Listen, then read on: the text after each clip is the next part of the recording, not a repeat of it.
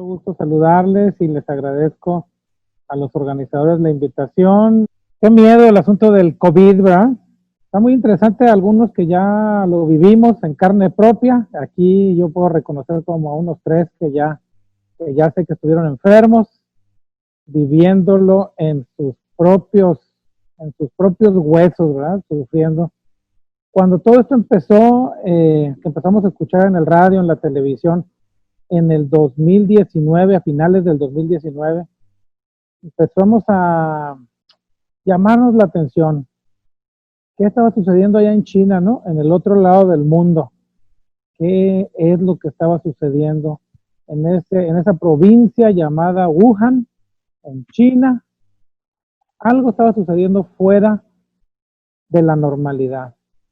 Resulta que el 31 de diciembre, el gobierno chino le avisa a las autoridades de la Organización Mundial de la Salud que había una aparente nueva enfermedad ocasionada por quién sabe qué, y había necesidad de estudiarla y advertirlos. Para entonces, ellos tenían más o menos como unos 40 muertos, muchos contagiados, pero unos 40 muertos más o menos. Y entonces las cosas empiezan a subir de tono, empiezan los noticieros a platicar acerca de esto, empiezan a entrevistar a los científicos, a los epidemiólogos, a los médicos, a ver qué opinaban, pero nadie sabía exactamente cómo estaba esta situación. Empezó a haber muchas dudas, que todavía hay, pero en ese momento eran más crudas, acerca de qué estaba sucediendo. Por ahí salieron las teorías de que se trataba de una arma biológica producida por los chinos, producida por los rusos, producida por el propio Estados Unidos.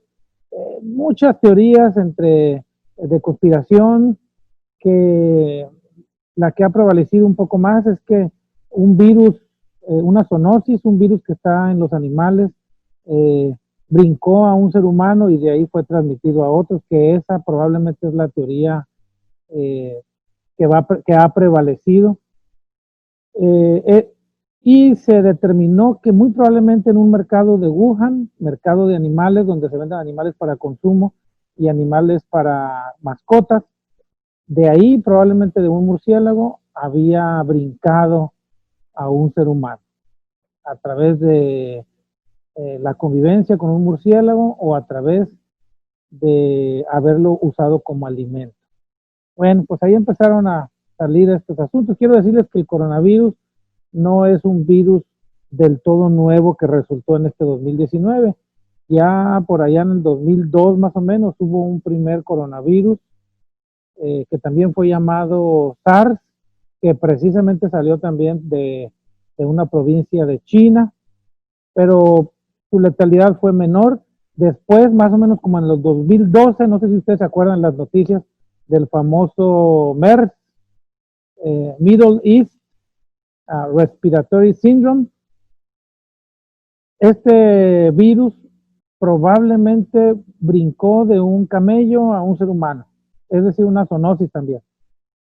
Y ahora otra zoonosis también, de un virus totalmente nuevo que nunca había aparecido en un ser humano, que brinca de aparentemente un murciélago a un ser humano y se propaga a través del mundo entero, en una pandemia que nos ha afectado hasta nuestro pueblo mágico de Tecate. Bueno, todos los médicos empezamos a parar las antenas, a leer artículos, a ver información, porque sabíamos que algo iba a suceder. Yo me acuerdo que aquí en Tecate yo estaba trabajando como subdirector del hospital cuando empezamos a recibir información de nuestras autoridades para que nos empezáramos a preparar, y empezamos a hacer los preparativos con mucha seriedad, al grado de que empezamos a trazar rutas para aislamiento de los pacientes que llegaran, etcétera, etcétera. La primer paciente que llegó al hospital fue una paciente que nos hablaron, una señora de 50 y tantos años, nos hablaron del hospital que está cerca de la clínica 6, nos dijeron, va un paciente para allá que trae datos de coronavirus. Y todo el mundo en el hospital se asustó, ¿verdad? Empezaron todo el mundo a temblar y a ponerse muy nerviosos y ahí viene la paciente, llegó al hospital, la ingresamos a un aislado, le hicimos el estudio y resultó ser negativo. Ese es el problema con el COVID-19, que sus síntomas, eh, sus signos son muy parecidos a cualquier gripa común en un inicio. Esa es la razón por la cual pues ha sido tan complejo el manejo, tan difícil de llevar adelante y, y esto nos ha ocasionado que la infección se disemine con mucha facilidad. Porque ahorita cualquiera de ustedes puede estar ya contagiado en este momento, no tener ningún síntoma, ningún signo, sin embargo, ya es portador y además infecta a cualquiera de los que esté con usted. ¿Cómo se infecta este coronavirus? ¿Cómo se transmite, perdón? ¿Cómo puede infectar a otros? Disculpen. Puede infectar a través del contacto con las secreciones del ser humano. Las principales, la saliva, el moco, las lágrimas, son los principales infectantes del ser humano. Ahí es donde está la principal concentración de los virus. Y el asunto es que nosotros cuando hablamos, transmitimos a través de las gotitas de flush, de las gotitas de saliva que estamos expulsando cada vez que hablamos. Estas vuelan por el aire y había una teoría hacía muchos años de que todo lo que expulsamos por la boca más o menos puede flotar en el aire por 1 metro o 1,5 metros. Esa es la razón por la cual se ha establecido la sana distancia de 1,5 metros a 2 metros. Porque se piensa que cuando tú hablas, esa gotita no va a llegar si estás a 2 metros de distancia. Sin embargo, esa es una teoría muy vieja. Se puso en práctica porque había que ponerse en práctica. Pero es una teoría que se utilizó por allá en los 40, en los 50 para explicar las infecciones. Ahora, los nuevos estudios nos aseguran que una gota de saliva llevada por el aire y en ciertas circunstancias pudiera ser transmitida, así como la radiación desde Japón hasta la Baja California. No sé si se acuerdan ustedes que cuando hubo el terremoto y aquel maremoto en Japón, creo que se llamó Fukushima, la planta nuclear, todos estábamos bien asustados porque algo iba a suceder con esa radiación que iba a llegar hasta que iba a cruzar el mar. Lo mismo acaba de suceder hace poquito, hace unas semanas, si vieron las noticias con los vientos del Sahara, ¿se acuerdan? Que venían que iba a dar, por cierto, unos colores muy lindos en el atardecer de Yucatán, etcétera, etcétera. Bueno, entonces, pero algo teníamos que hacer como comunidad médica, científica, había que pedirle a la gente dos cosas. Una, que procuraran no juntarse o no congregarse en teatros, en cines, etcétera. Y la siguiente es que tapara su boca con un cubrebocas y se cubriera al estornudar. Se lavara sus manos frecuentemente y no tocara su boca, su cara, su nariz, sus ojos, para que de alguna manera la posibilidad de infectarse fuera menor. Disculpen. ¿Por qué? Las preguntas es, ¿por qué se cierran los cines, las iglesias, los teatros, los lugares donde se congrega mucha gente? Porque a través de toda esta experiencia que se ha ido teniendo en estos apresuradísimos 5 meses de pandemia que llevamos, se ha encontrado que las mayores tasas de infección o de contagio han sido en lugares cerrados. Es decir, en lugares cerrados, en donde está la gente encerrada y que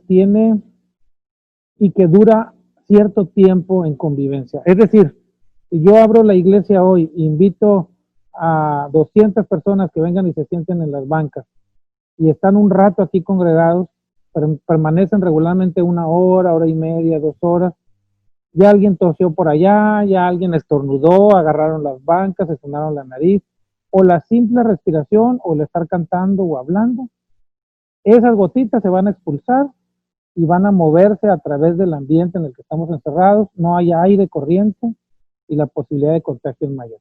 Entonces, ¿por qué el gobierno ha insistido tanto en no permitir las reuniones de este tipo?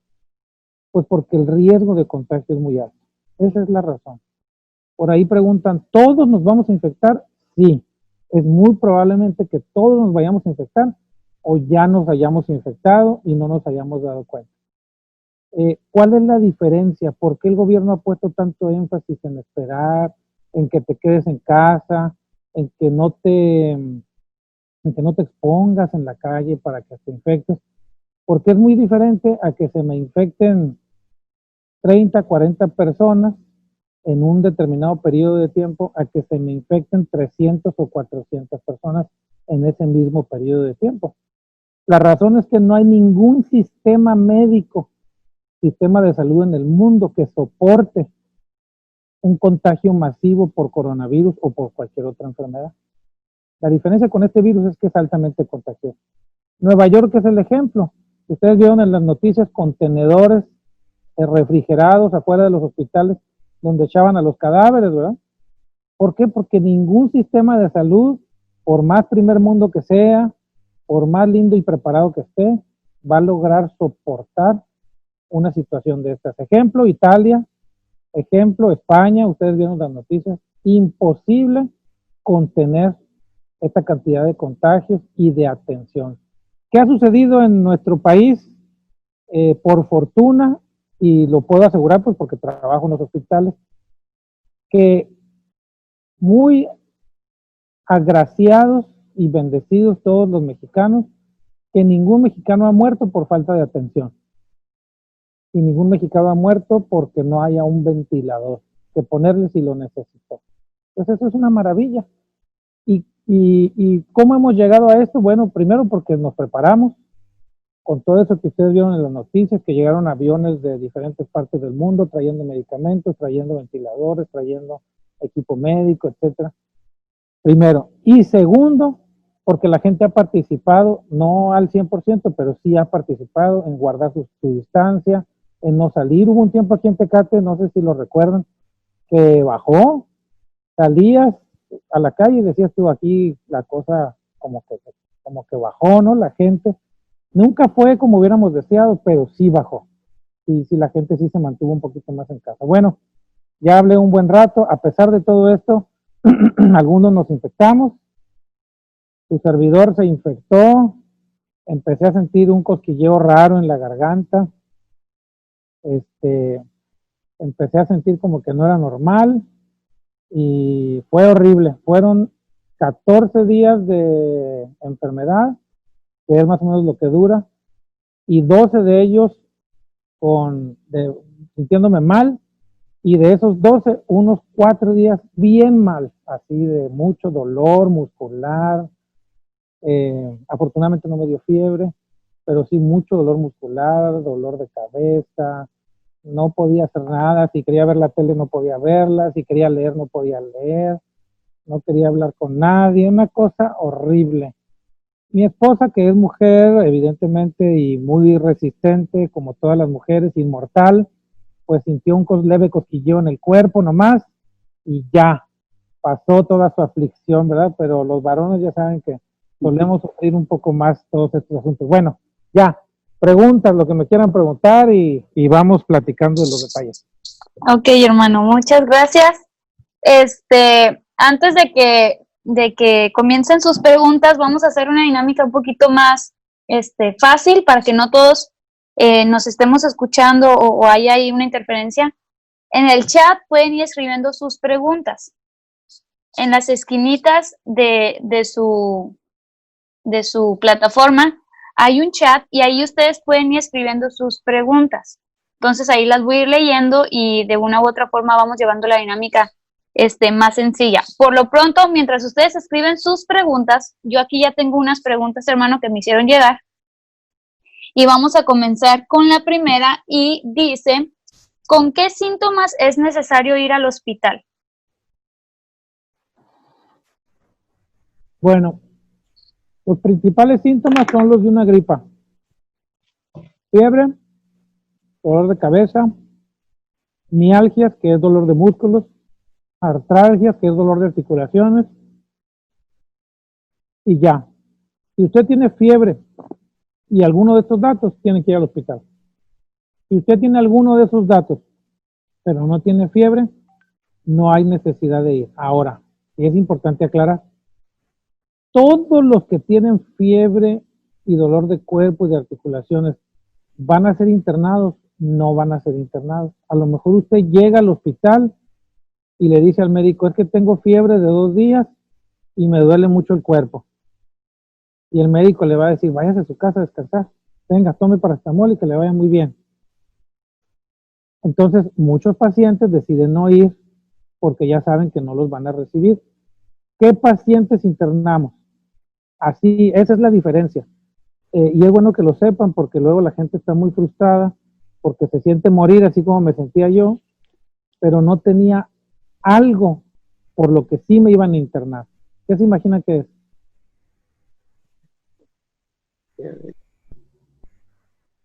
¿Falta de aire? Dificultad respiratoria. Esa es la diferencia, Isabel. Si usted siente que le falta el aire, tiene que ir al hospital. Si no le falta el aire, no se mortifique. Tiene fiebre, tiene dolor de cabeza, tiene mialgias, artralgias, a lo mejor tiene coronavirus, pero la bendición es que no a todos les va a ir mal. Como a Edna, Ricardo, Anita, a su servidor, que sí tuvimos problemas, pero no tuvimos dificultad respiratoria, no hubo necesidad de ir al hospital a que nos internaran. Ok, ¿algo más? Ok, gracias, gracias, pastor. También preguntan por ahí, ahorita voy a atender las preguntas del chat, preguntan por ahí también que si ya estuvieron contagiados, ¿hay una clase de inmunidad o que si se vuelven a contagiar? Como es un virus nuevo, esa es la pregunta que todos nos hacemos. ¿Habremos hecho inmunidad o no? Se supone que sí, y yo cruzo changuitos porque sí, pero hay estudios que nos dicen que ha habido reinfectados, sobre todo en países como China.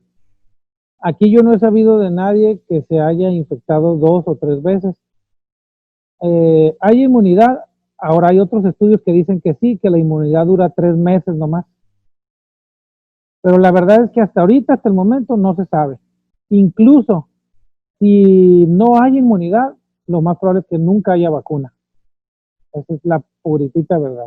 Pues pudiera darnos otra vez COVID a los que ya nos dio, pues sí, sí puede ser, pero hasta ahorita nadie lo sabe. Por eso es que los que ya nos infectamos, no debemos de bajar la guardia, de seguir usando cubrebocas, gel, usando a distancia, etcétera, porque puede suceder. Pero yo espero que sí hayamos creado algo de inmunidad. Por ejemplo, si usted le dio varicela, el resto de su vida va a ser inmune a la varicela, nunca va a volver a tener, a menos de que usted de alguna forma sea inmunocomprometido, a través de su vida bajen sus defensas a tal grado que cualquier virus lo pueda otra vez agarrar, pues lo va a volver a agarrar la varicela, pero es porque sus defensas no están bien.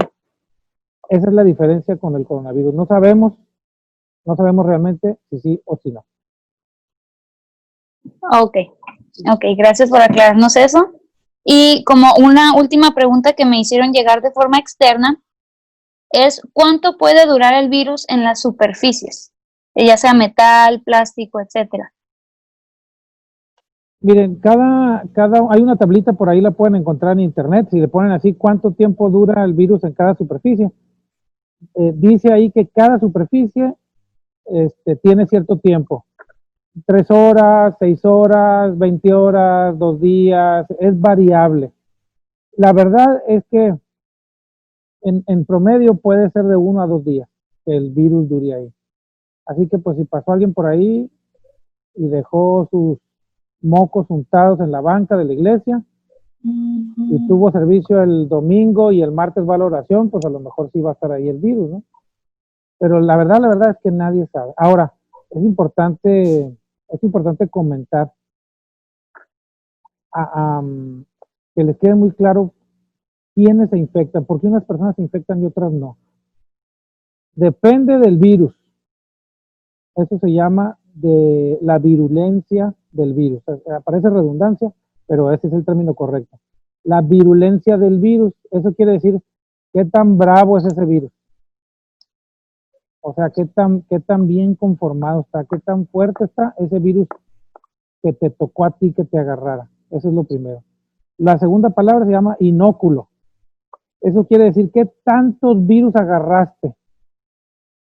Porque no es lo mismo agarrar 1000 virus en un momento que te contagies a que agarres 10,000, porque esos 1000 se van a convertir en 2000, pero esos 10,000 se van a convertir en 20,000 y así sucesivamente. Entonces, si tú agarras un inóculo muy grande, te estornudó un enfermo en la cara, te chupaste los dedos después de que agarraste la manija de una puerta que estaba contaminada, se te olvidó, ¿verdad? Y agarraste las papitas y te chupaste los dedos.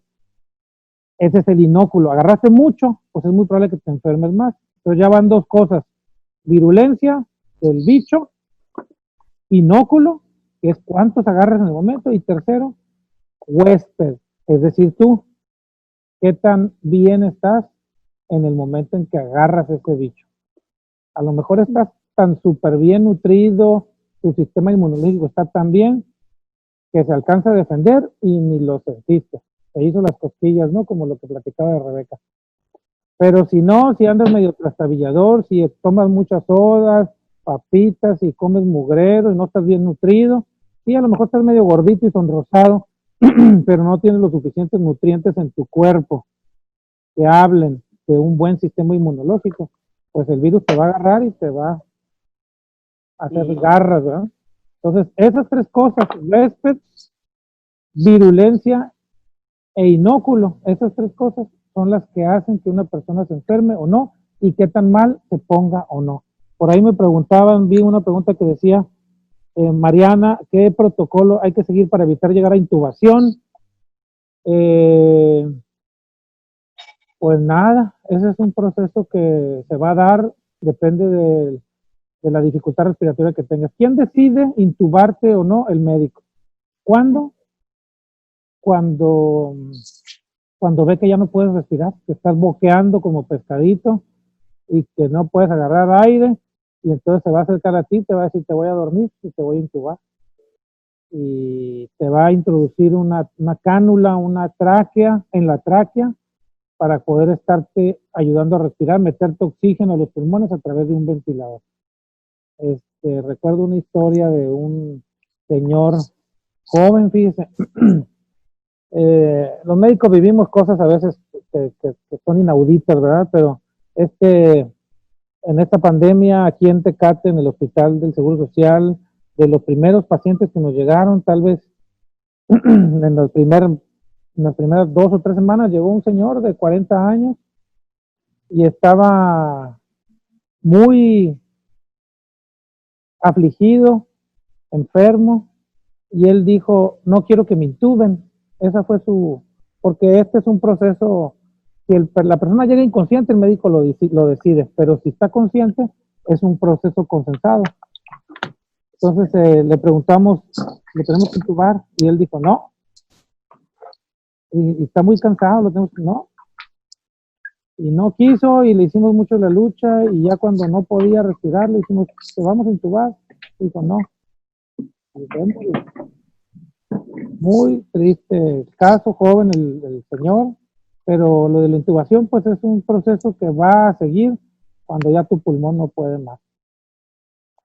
Por aquí preguntan más, ¿qué hay acerca de las vacunas que se han estado mencionando en los medios en los últimos días? Lo que platicamos ahorita, todo el mundo quiere por el asunto comercial levantar la mano, ganar el tirón. Imagínense una empresa que dice, tengo la vacuna, y se comprueba que efectivamente sí lo tiene, pues deja de por vida, le deja una herencia a sus hijos y a sus nietos y a sus tataranietos de miles de millones, de todo lo que ustedes quieran, porque todo el mundo va a querer comprar esa vacuna. Entonces suben sus bonos en la bolsa de esa empresa, de Pfizer, de Asofarma, de quien ustedes quieran. Por eso todo el mundo está levantando la mano, los chinos, los rusos, están diciendo, yo ya casi la tengo, pero no la tienen. Ya los rusos dijeron que estaban haciendo pruebas en humanos. Lo cierto es que un proceso de vacunas desde cero, es por etapas. Si ustedes leen por ahí cómo se hace una vacuna lleva varias etapas.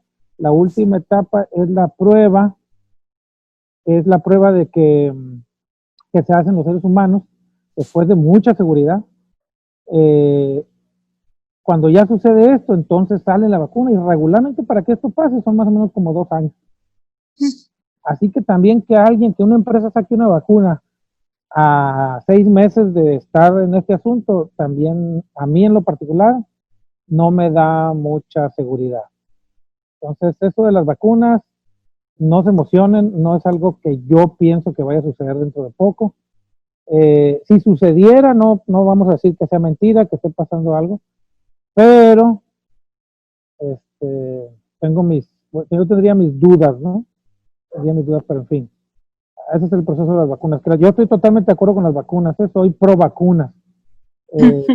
Tiene que ponerse uno todas sus vacunas, es ciencia pura, ¿no? Pero bueno, a ver, ¿qué más? Si alguien se contagia y se recupera, puede volverse a contagiar, ya lo contestamos. ¿Te atenderán aunque no tenga seguro? Sí, todas las personas tienen que atenderse en cualquier hospital, incluyendo hospitales privados. Si usted va a un hospital privado con una emergencia, con dificultad respiratoria, lo tienen que atender. Ya cuando lo atiendan y lo tengan estabilizado, le van a decir, deposite $5,000 a la cuenta. Usted le va a decir, no tengo. Bueno, entonces vaya al Seguro Social, pero no deben de dejarlo atender. La hermana Mariana Ana dice, ¿cómo está atacando el virus a los niños? Afortunadamente les va muy bien a los niños. Sí ha habido niños enfermos, graves, incluso han fallecido, pero son los menos, son los que les ha ido mejor de todos los grupos etarios, de todas las edades. Mariana dice traqueotomía o intubación. Traqueotomía es un corte en la tráquea, lo que se toca aquí, la manzanita de Adán, esto que se toca aquí como anillado, es la tráquea. Cuando un paciente se intuba, por ahí se mete el tubo para que respire, por la tráquea. Y se abre la boca y ahí se va a ver el agujero y se mete el tubo por ese agujero. Cuando ya pasan unos días, ese tubo no puede permanecer ahí porque está ocasionando que todo el tejido que está alrededor se lastime mucho. Entonces, después de 4, 5, 6 días, ese tubo se tiene que sacar y si el paciente sigue sin respirar, entonces se hace una abertura aquí y se mete un tubo más pequeño, que esa apertura se llama traqueostomía, tubo de traqueostomía, y ahí se conecta el ventilador. Esa es la diferencia. Dice, ¿qué se siente ser médico? Dice Edna, en tiempo de pandemia. Les he platicado que atendí los niños en el 5 de julio en la guardería ABC en Hermosillo. ¿Les he platicado o no? ¿Nunca les he platicado esa historia? Bueno, pues recién era papá, tenía Abramcito de 6 meses. En Hermosillo, como saben, hace un calorón de esos horribles y decidí, después de comer, 2 pasaditas de la tarde, salí de mi trabajo, ya estaba trabajando como pediatra en Hermosillo, y me tiré en el piso helado de mi casa con un calorón, en shorts, sin camiseta, con el niño a un lado, viendo la tele y Rebeca ahí, los 3 echados en el piso, helado. Cuando escucho una llamada, no sé por qué platiqué eso de que estaba en el piso echado, ¿verdad? Para decirles que estaba bien a gusto, ¿verdad? Sí. Y recibo una llamada del hospital donde me dicen, doctor, necesitamos que venga porque hay un accidente muy grave. Y entonces me fui al hospital, no sabía yo qué era. Cuando llegué vi aquella escena dantesca, horrible, de los niños quemados en sus camitas. Atendí más o menos 8 niños, de los cuales murieron 4. Pues es una de las experiencias más feas de mi vida, sobre todo porque tenía yo en mi casa a un bebito de 6 meses. Lo mejor que me había pasado en la vida tal vez era ser papá, vivir esa experiencia, eso que puedes sentir por otro ser humano, ¿verdad? Ese amor, los que somos papás lo entenderán bien. Y entonces yo veía a esos niños y me sentía tan sentimentalmente vulnerable de ver a todos esos niños quemados. que los que más se quemaron fueron, y los que fallecieron fueron de la edad de mi hijo, ¿no? Los lactantitos, los pequeños, fueron los que no pudieron salir, que estaban en las cunas y que les cayó el techo encima, y etcétera. Bueno, esta plática viene relacionada a la pregunta que me hace Edna, ¿no? ¿Qué se siente? Pues se siente que no te dan ganas de estar ahí, ¿no? Y después de que yo viví esa experiencia con los niños en Hermosillo, yo sabía que podía dejar de ser médico en cualquier momento. Porque los médicos somos muy orgullosos y regularmente tenemos esa, ese, ese orgullo de lograr algo que casi nadie logra en la vida, ¿no? Tener un título de ese tipo. Todavía la sociedad nos quiere, ¿no? Todavía nos aprecia. Somos de los favoritos de la sociedad en las encuestas, ¿no? A lo mejor no tanto como antes, pero todavía lo seguimos siendo. Entonces es un orgullo ser un médico y la gente cuando presentas a alguien ahí, no es por menospreciar, se los digo de verdad, pero cuando estás en una reunión y presentan, mira, el licenciado fulano, el contador, pero presentas a un doctor y dicen, doctor fulano, de alguna manera llama la atención, tiene ese lugar en la sociedad, pero en ese momento en mi experiencia, y quiero decirles, aprovechando, que tiene que ver también con mi formación espiritual, en ese momento, en mi experiencia al atender a todos estos niños, dije, no me importaría dejar de ser médico, no tendría ningún problema de quitarme la bata, la capa de médico, no vale más de lo que puede valer la vida de una persona, la experiencia de haber estado ahí. Y lo mismo me sucedió ahora en la pandemia, tal vez no tan crudo, no tan profundo, porque la situación en la que estoy es diferente. Ahora, cuando empezó todo esto, yo estaba como subdirector de un hospital y parece que me premiaron porque les platico que ahora estoy encargado de todos los hospitales del estado y de todas las unidades de medicina familiar. Parece que me premiaron para que ahora estoy metido en la pandemia en todo el estado. Hoy, hace ratito llegué de Mexicali, mañana voy a Tijuana a la 1 porque el lunes tenemos que inaugurar el hospital temporal para COVID que está ahí a un lado de la 1, no sé si lo han visto. Bueno, ¿qué me ha dejado todo esto? Les decía que cuando empezó esto, que yo estaba como subdirector aquí en el hospital, lo que me vino a la mente fue todos quisieran tener un puesto de jefe del hospital, pero yo no quisiera en este momento, porque la impresión había fuego amigo y había fuego enemigo, la prensa estaba fuera del hospital preguntando, los trabajadores tenían miedo de entrar a atender a los enfermos, un chorro de cosas así bien. Hubo un muchacho, yo creo que ustedes lo vieron en las redes, un muchacho que subió a las redes un video de ahí del hospital de nosotros, en el que decía, enfermero, decía, aquí me tienen encerrado atendiendo a los enfermos COVID, no me dejan salir, le pusieron una cadena a la puerta, mentiras, no tenía nada a la puerta de cadenas, ¿no? Y entonces con su celular empieza a grabar así toda el área de COVID, y luego se graba él, selfie, dice, aquí estoy encerrado, y yo ya no quiero atender pacientes COVID, no quiero. Bueno, pues desgraciadamente su papá falleció de COVID un mes después y su abuelo paterno también. Entonces estar en medio de todo esto, vivir estas experiencias con el personal, que el personal también está con miedo, tú también estás con miedo, pues si eres ser humano, ¿no?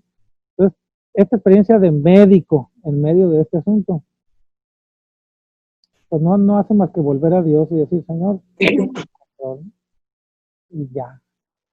Mi esposa ha platicado con las hermanas de la iglesia, en sus pláticas que dan, y ella me ha llamado mucho la atención una frase que les dice, si en esta oportunidad, en esta pandemia, no doblaron sus rodillas, no voltearon a Dios, pues nada los va a sorprender ya. O sea, no va a haber otra cosa que los haga sorprenderse, o sea, fue un momento para ir a Dios. Ok, ya he hecho mucho rollo.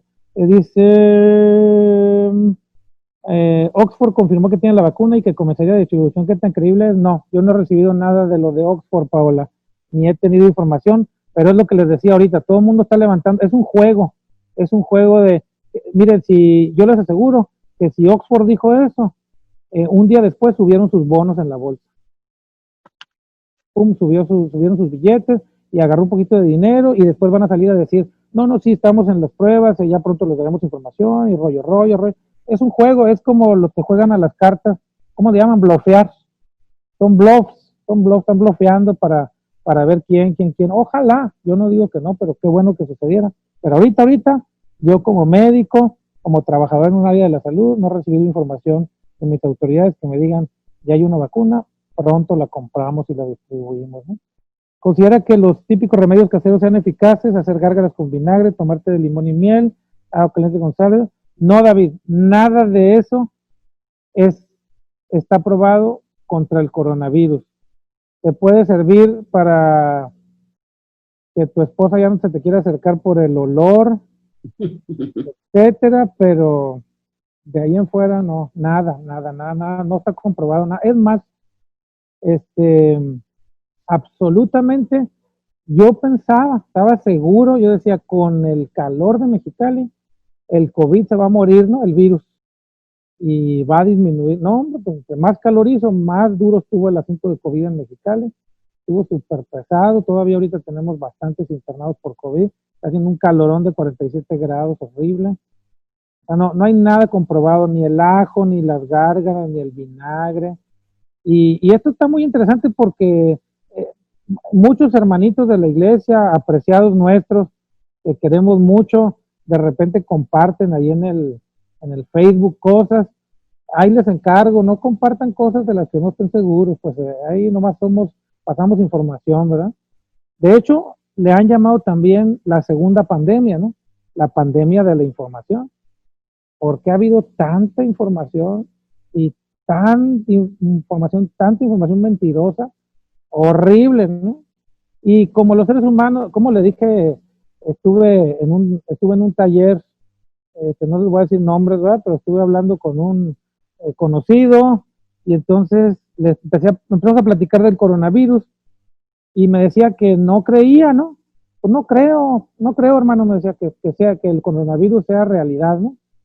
Decía, bueno, sí puede ser, le digo, creyendo, pensando que los mexicanos,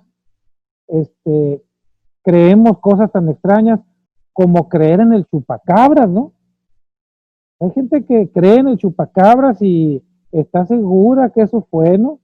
Y entonces me dijo, no, hermano, pero eso sí pasó, me dijo, eso sí fue cierto, ¿no?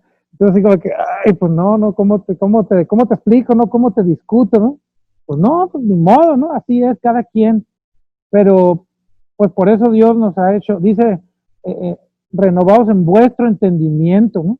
O sea, también tenemos que estudiar, aprender, y esta plática es muy buena, ¿no?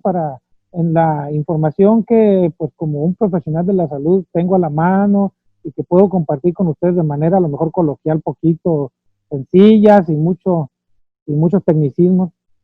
O sea, el coronavirus es un invento de Dios, es un animalito de Dios, ¿verdad? Es un microorganismo que el Señor creó, porque el Señor creó todo, ¿no? Pues Él lo creó, tiene su razón de ser.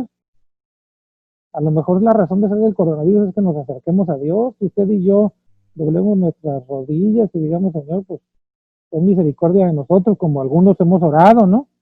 Sobre todo los que estuvimos enfermos, dijimos, Señor, ten misericordia de mí, ¿verdad?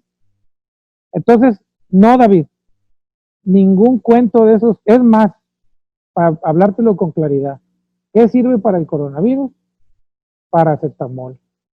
Tylenol, tú que estás en Missouri, Tylenol nomás, cómpralo en el Walgreens y ya, o en el Walmart está más barato, las de 100 tabletas de 250 miligramos a 500. No más, no hay otra cosa que sirva. En el hospital sí usamos otras cosas, en los pacientes que están graves, pero no para el coronavirus, sino para soporte de vida. Usamos inmunomoduladores, pero no para matar el coronavirus. Le ayudamos para ayudar que su sistema inmunológico se estimule, que se ponga mejor, ayudarle a respirar, ayudarle a bajar la fiebre, en lo que el cuerpo hace el trabajo de eliminar al bicho. La enfermedad, dice David, la enfermedad dura 2 semanas, ¿o por qué 2 semanas? Sí, dura 14 días. Eso es lo que dura. El virus en el cuerpo dura 14 días y es lo que dura positivo. Hay pacientes que duran hasta 24 días positivos, a pesar de que el microorganismo ya no esté. Pero 14 días es más o menos el promedio. Las estadísticas que ofrece el Estado son reales. Sí, me imagino que es mi hermano Ramos, sí son reales, nomás, y ya lo explicó López-Gatell con mucha claridad en algún momento en que le hicieron la pregunta de las muertes y todo ese rollo. Sí son reales, pero van un poco atrasadas. ¿Por qué? Porque nuestros sistemas, además de que están saturados, están medio, no son ideales, está muy atrasado el sistema de registro. Yo quisiera que fuera que hoy lo registraras y en el mismo minuto apareciera, pero desgraciadamente no es así. Y además el registro de los pacientes depende de muchas manos. Depende del médico un asistente, del asistente la secretaria, de la secretaria la encargada del que lo sube al internet y la que lo sube al internet, el que lo concentra en Mexicali, y cuando se concentra en Mexicali se manda a México, etc. Pues sí es muy probable que sea muy seguro. No he visto yo, por lo menos yo que veo las estadísticas, no he visto yo que haya mentiras, porque los muertos que yo he visto que se murieron en Tecate, por ejemplo, y les digo que ahora que estoy a cargo de todos los hospitales, pues yo sé quiénes están muertos, ¿no? Quiénes están muriendo. Y puedo decirles, sí, las estadísticas son reales, pero son un poquito atrasadas. ¿Cuánto? A veces 3, 4 días de atraso. Entonces, no es raro que, por ejemplo, yo en mi estadística del hospital, yo diga, llevo 100 muertos, y hoy reporta el secretario de Salud que yo en Tecate llevo 70 y tantos muertos. O sea, no me asusta eso, pues. Yo sé que es por los sistemas, pero que tarde o temprano se van a igualar. Dice, es cierto que hay que evitar la inflamación para agravar y quede neumonía. Sirve la terapia respiratoria, tengo ISTE, ¿dónde voy con ISTE? Si tienes síntomas, Mariana, a cualquier lugar. Seguro, ISTE, ISTECALI, Sedena, Santa Catalina, donde quiera, si tiene síntomas, pero acuérdese que son de síntomas respiratorios. Si tiene fiebre, dolor de cabeza, y tiene mucho malestar, pero no tiene dificultad respiratoria, no hay necesidad. Fíjense que los que se han muerto, así más o menos porque luego yo veo todas las estadísticas y veo las notas y todo, yo veo un patrón en los muertos, en aquellos que se han esperado a ir a consulta con dificultad respiratoria, porque llegan y entonces les pregunta el médico, ¿cuánto tiempo tienes con dificultad respiratoria? Y ya responden, 4 días, 5 días, esos son los que se están muriendo. Casi los que llegan, oye, ¿cuándo empezaste? Pues empecé hace unas horas, empecé ayer con dificultad, son los que les va mejor, los que alcanzamos a recuperar. ¿De acuerdo? Y lo de la inflamación no entendí muy bien, Mariana, no entendí muy bien de qué es. David, entonces después de 2 semanas ya puedo regresar a trabajar o podría seguir contagiado. Eso, David, depende de tu patrón, porque hay patrones que dicen, ya pasaron 2 semanas, ellos saben que ya estás libre, vente, ponte cubrebocas y guantes y todo, ya vente a trabajar, también depende de qué trabajo tengas. Pero hay patrones como por ejemplo el Seguro Social, a todos los que vamos a regresar a trabajar, nos piden una segunda prueba que esté negativa. Pero esto no es para todos. A lo mejor para nosotros porque estamos ahí con los pacientes, ¿no? Pero a lo mejor si tú trabajas en un restaurante con niños, pues a lo mejor sí te van a pedir, o trabajas con viejitos en algún lugar donde los cuidan, o sí deberían de pedirte una segunda prueba y hasta que estés negativo volver. Pero si vas a un taller mecánico y no tienes contacto con la gente, ya pasaron 2 semanas y te sientes bien, pues no le veo yo problema. Eso depende de tu patrón. Dice Edna, ¿puede un Tecate hacerse prueba de anticuerpos de COVID? Sí, está haciendo ahorita Certus, anticuerpos, IgG e IgM, son en sangre. Hay de 2 tipos, el de la nariz y garganta, que ese se llama prueba de PCR, que es proteína C reactiva se llama. Esa prueba también se hace en cualquier laboratorio, no cualquiera pues, pero Certus la hace también. Pero eso es para saber si estás infectado en ese momento. Para saber si tienes la infección activa,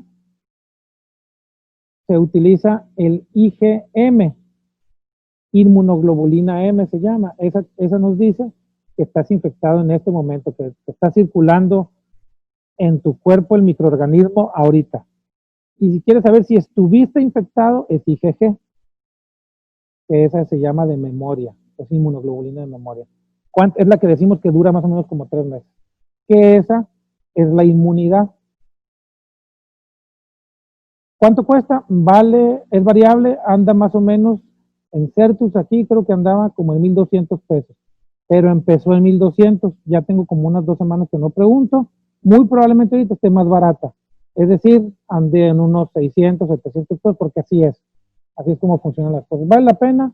Sí, es en una muestra de sangre, te va a decir si estuviste infectada, o si todavía estás, o si de plano, si salen negativas las dos, y tuviste una PCR positiva, quiere decir que ya no estás inmune al coronavirus. Esa es la parte interesante de por qué les explicaba si hay inmunidad o no. Entonces, varios compañeros míos médicos que han salido positivos a la PCR han salido negativos a IgG e IgM. Quiere decir que ya no tienen inmunidad circulando en su cuerpo. Pero, como el coronavirus es nuevo, no sabemos si hay otra inmunidad que estemos teniendo que no la estamos todavía reportando, ¿no? Pues por eso es que no podemos saber si somos inmunes o no. Dice, ¿es verdad que hay muertes encubiertas por COVID? No, Antonio, no hay. Yo registro todos los certificados de defunción del hospital donde estuve, yo los registré, quiero decir. ¿Cuál es el, por qué se ha pensado que están encubiertas las muertes? Porque al paciente que trae datos de COVID, la prueba COVID al principio estuvo durando como 10 días para poder tener el resultado. Es un montón, porque el paciente puede llegar hoy enfermo con datos de COVID y resulta que se murió en 3 días. Y la prueba salió en 10 días, entonces no supimos si se murió por COVID o no, ¿verdad? ¿Estamos de acuerdo? Entonces, ¿qué le han estado poniendo algunos médicos al diagnóstico en el certificado de defunción? Neumonía atípica o neumonía viral, porque no le puede poner COVID. ¿Qué sucedió para que se quitara, para poder evitar ese sesgo?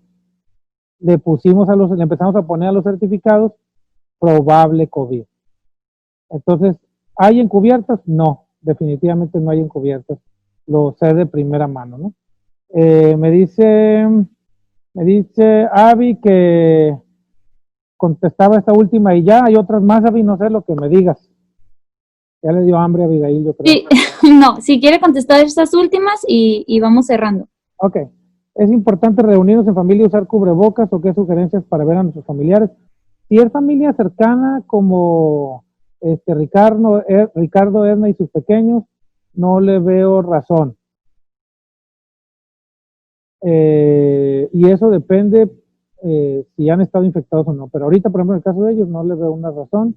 Sin embargo, si ustedes van y visitan a sus mamás, a sus tías, que no es lo ideal que visiten a nadie, pues ahí sí deberían de usar. Todos los que andemos afuera en la calle, el cubrebocas no solo sirve para que nosotros no recibamos la saliva de alguien, sino también para nosotros no expulsarla.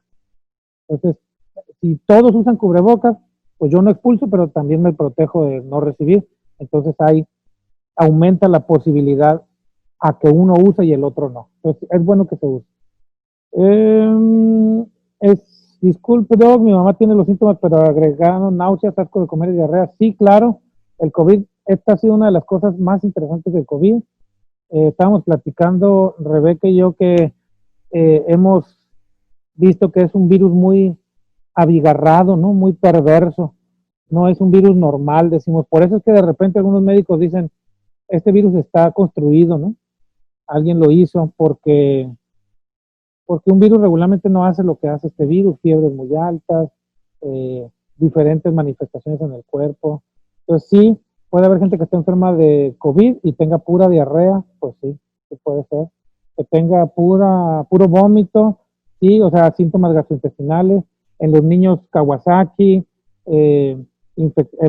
haber inflamación del corazón por COVID, claro, puede haber neumonía, sí, puede haber manifestaciones en la piel como ronchas, moretones por COVID, sí, claro que sí. También por muchos pacientes cuando van al hospital y que llegan y el médico dice, puede ser COVID. Entonces ya todo el mundo dice, ahora todo es COVID. Todo les gustó para COVID ahora a los doctores, ¿no? Ahora todos quieren COVID, todo. Pues sí, pues ¿qué quiere que haga, no? Pues eso es lo que está sucediendo, ¿no? Pues así es. Entonces, ¿sí puede ser? Sí, claro que puede ser. Melissa pregunta, ¿qué tan eficiente es el examen de Q-tip? Ese se llama prueba de PCR. Sí, es muy eficiente, Melissa. Y las autoridades de salud, dice Isabel, están trabajando conjuntamente con el gobierno federal. ¿Por qué si hay tantos enfermos cada vez se abren más empresas, negocios, etcétera? Porque hay mucha presión social, Isabel. Por esa razón. Porque está muy dura la presión. O sea, el gobierno, cuando todo esto empezó, yo no sé si alguna vez nos vieron aquí en la iglesia a través de las transmisiones, pero estuvimos orando mucho por las autoridades, por los gobiernos y las autoridades en salud. Así yo oraba por todos los directores de los hospitales, uno por nombre, y oraba por el secretario de salud y por López-Gatell. Son decisiones bien complejas, bien difíciles, porque primero, pues no somos un país pudiente como otros, que pues desempleo y vámonos al cheque, ¿verdad? Etcétera. Pues mucha gente ha sufrido por esto, ¿no? A lo mejor ustedes mismos en carne propia lo han vivido, el, el grave problema de sus economías, ¿no? Pues sí, el gobierno tiene que tomar decisiones. Está bien difícil, Isabel, bien complejo para el gobierno federal, y se está abriendo mucho por la presión de las mismas empresas, pues es que si no también truenas el país, pues los días de diferencia son bien difíciles. ¿A qué abras ahora? ¿A qué abras la semana que viene? ¿No? Hablando en millones y millones de pesos. Sí, está bien difícil. Sigan orando por las autoridades, aparte de que en la Biblia nos enseñan a hacerlo, no dejen de hacerlo. ¿Qué medidas debe de tomar? Recomendaciones para afrontar el COVID, las que hemos platicado, cubrebocas, alcohol gel, etcétera. Hay que protegerse, sobre todo cubrebocas y sana distancia, no andar visitando gente que no debe. ¿Qué medidas debe tomar mi mamá? Porque mi papá está enfermo del corazón, trae problemas de riñón y diabetes y anda con problemas de respirar en ocasiones. Sí, la gente puede tener problemas para respirar que no tienen nada que ver con COVID. Pues sí, claro, ¿no? Todavía sigue habiendo neumonías virales, bacterianas, sigue habiendo enfisema, sigue habiendo todas esas enfermedades del pulmón. No son COVID, son otras enfermedades. ¿Qué medidas hay que tomar? Pues que lo aísle, que procure, si es una persona vulnerable, que no lo visiten, que no lo anden besando, que no, si van a meterse al cuarto a saludarlo, usen cubrebocas, las medidas que todos conocemos. Es cierto que también es dañino usar mucho tiempo el cubrebocas. Este es un juego, así como lo que sucedió con el que sacaron ahí que con la pistolita esa para tomar la temperatura, que te mataba las neuronas y que no sé qué, y ya salieron con que el cubrebocas respiras mucho CO2 y que te mata las neuronas. Ay, Dios mío, matan más neuronas, yo creo, la rosa de Guadalupe que el cubrebocas, ¿verdad?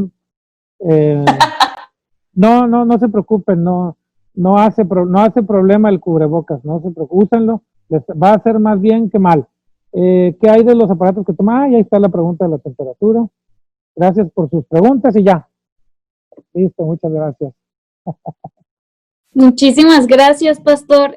Por ahí le están escribiendo, muchas gracias por su tiempo y por las muchísimas preguntas que hicimos, de una u otra forma nos ayuda a aclarar muchas cuestiones que se han estado dando, como decía, toda esta ola de información que nos llega, y es bueno tener de buena fuente lo que es real y lo que son mitos. Entonces, nos da mucho gusto que haya tenido el tiempo para poder contestar nuestras preguntas, y esperemos que pues Dios le siga usando y le siga guardando a usted y también a su familia.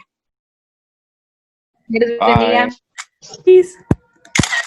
Eso es todo. Muchas gracias. Gracias, Adiós. gracias, doctor. Bye. Bye, hermano. Gracias, doctor. Muchas Gracias. gracias. Saludos a Gracias. todos. Gracias. Un gusto verlos. Dios los bendiga.